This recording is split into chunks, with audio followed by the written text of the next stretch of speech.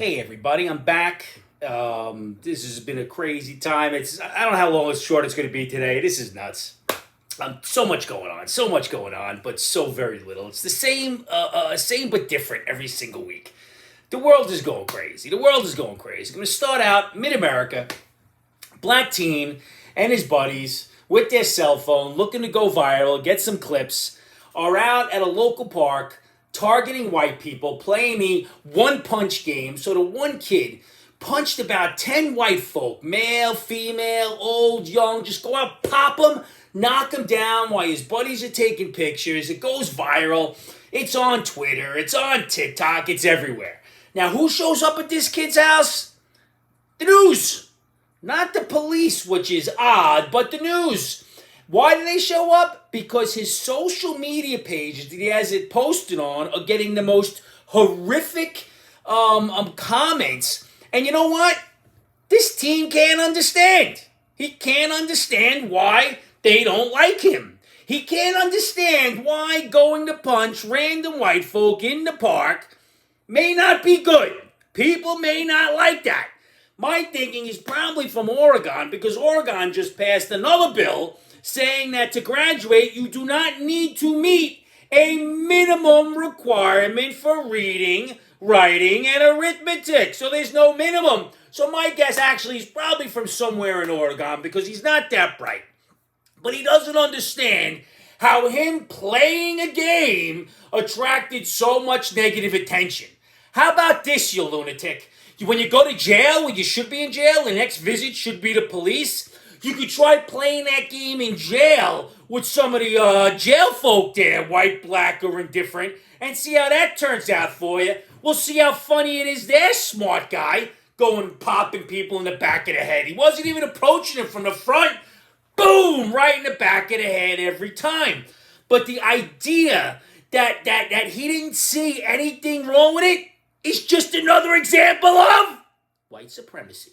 It's good to be white, get punched in the back of the head, be called a supremacist. I don't know where my white privilege card is, still haven't gotten it. Hoping I'm not going to get punched in the head. But if a little teen does do that, he better hope he kills me or I don't get up. So I better be out. May as well hit me in the head with a brick, because I'm a big thick head. You can ask my wife. Today I am drinking Mackenzie's Pumpkin Jack Cider. It's quite tasty. I'm not really a big fan of the pumpkin, but this has got some nice cinnamon, nutmeg taste. Very festive. Now, there was a warning sent out online by a lunatic saying that if you have an adult children, please do not have your adult children using other people's culture and heritage as a costume. And especially, don't dress up in blackface. Really? Is that where we're going? Don't dress up in blackface? I think that's pretty much a given in 2023. Nobody's dressing in blackface anymore, but they need to be told. How about you tell your kids not to dress up as whores and sex workers? That's probably a better idea. If you have an adult or a teen daughter, please have them put some clothing on for Halloween. It is not pornoween, I'll tell you that. It is not sexoween. Maybe in some houses. Not here, though. Just saying. It's a Tuesday night. It's unbelievable. And now, back to these liberals. They're always talking about we the people. We the people. Listen to the people. We the people. They don't mean we the people. Because as soon as you disagree with them, you're not their people. It's how about me and my people is what it should be. They're not kidding anybody. You can't have a disagreement with them. You can't believe that something is wrong. I don't even understand it at all, what's going on with these people. But that's just how it works, unfortunately. These same dummies. Now, listen. What happened out in Maine with the shooting is horrible. Is absolutely horrible. But the first reaction is always like, we need to ban assault weapons. Let's ban those assault weapons. This last week alone, I read in the newspaper serious injuries and deaths by a car, a knife, a brick, a piece of wood, and a metal pipe. There's all committed assault. Are they assault weapons? Are we banning lumber? Are we banning pipes, bricks? Come on, let's define what an assault weapon is. Now listen, I don't think anybody should be out there parading around with an AK-47. But the AR-15, from what I understand, is not an assault weapon. It's not an assault weapon. It's not a military-grade weapon. Let's get military-grade weapons. I agree. Nobody should have tanks and helicopters in their backyard. Nobody should have the Apache Tomahawk in their backyard just to fly around in. No civilian should have that. But these people are absolutely insane. These are the same people who are screaming, it's the guns, it's the guns, it's the guns. Funny, it wasn't, well, it's not really funny. Bad choice of words. It wasn't the guns in Israel. It was the Hamas. The Hamas that you lunatics want to fight for the Palestinians who would kill you in 30 seconds. But there it wasn't the guns, it was the Hamas. Do you know who could probably use less restrictive gun laws? The Jews in Israel. They probably could have used a little bit more gun freedom. Just saying. I don't know why my phone keeps ringing. This is crazy. Nobody calls me. Now it's ringing 9,000 times. Who wants to talk to me? Nobody. Barely anybody wants to listen to begin with. Oh my God, I can't even believe this. Joe's been pretty quiet this week. He had to step out of the ice cream shop and up from the basement from his nap to tell Israel to please control their rage. Can you imagine this guy? Please control your rage. You go in, you torture, you dismember, you're killing our people, but we're supposed to be, okay, let's just be nice and calm about it. Let's just have a conversation with Hamas and the Palestinians and tell them, hey, listen, we need to stop. We're going to be nice and calm right now.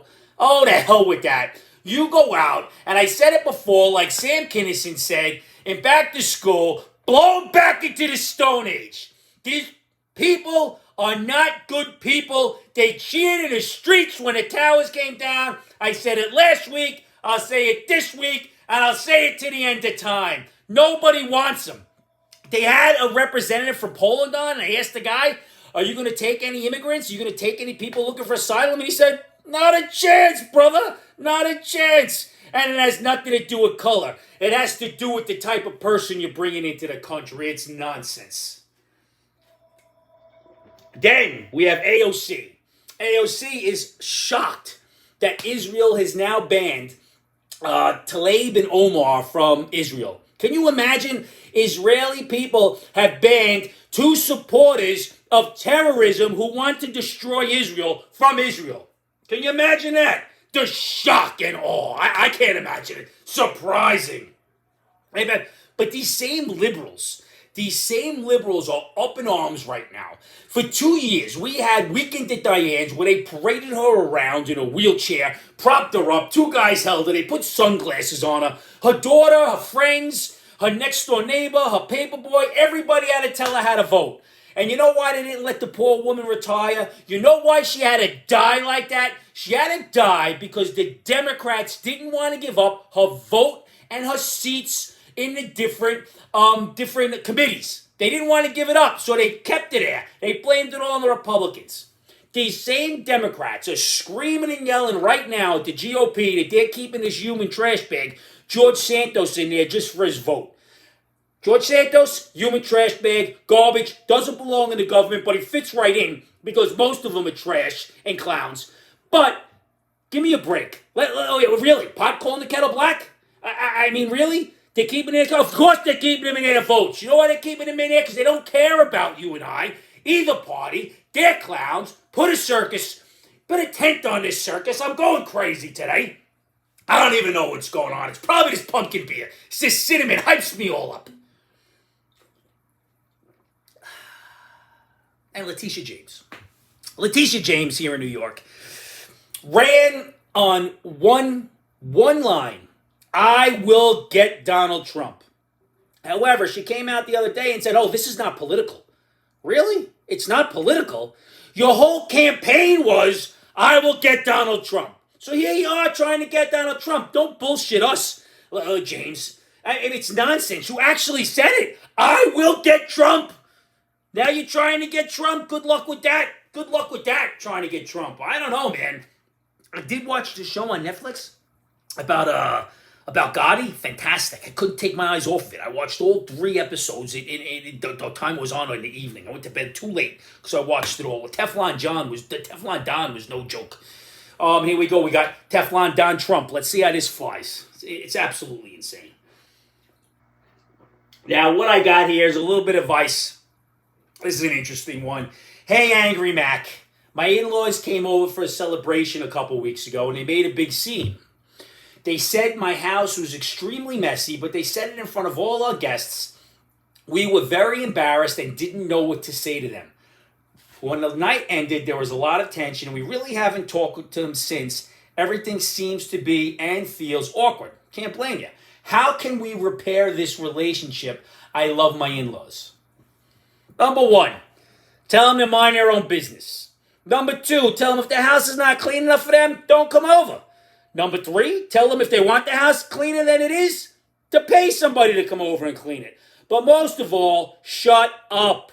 Shut up, stay home, drink at your own house, don't come up here, mind your own damn business. Unless you're paying for the house and paying for the cleaner, shut up. I've been in a lot of dirty houses, I've been in a lot of clean houses from my family. You know what? I don't care. Because it's about seeing your family. It's not about how clean or dirty the house is.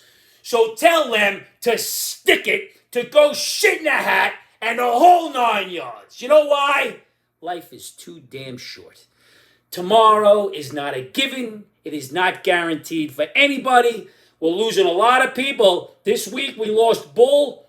We lost Matthew Perry. Who knows who's next? This is crazy. Find the person you love. Tell him you love him. Give him a hug. Give him a kiss. And the 3 most powerful words in any single language, I love you. And yes, I am all fired up today.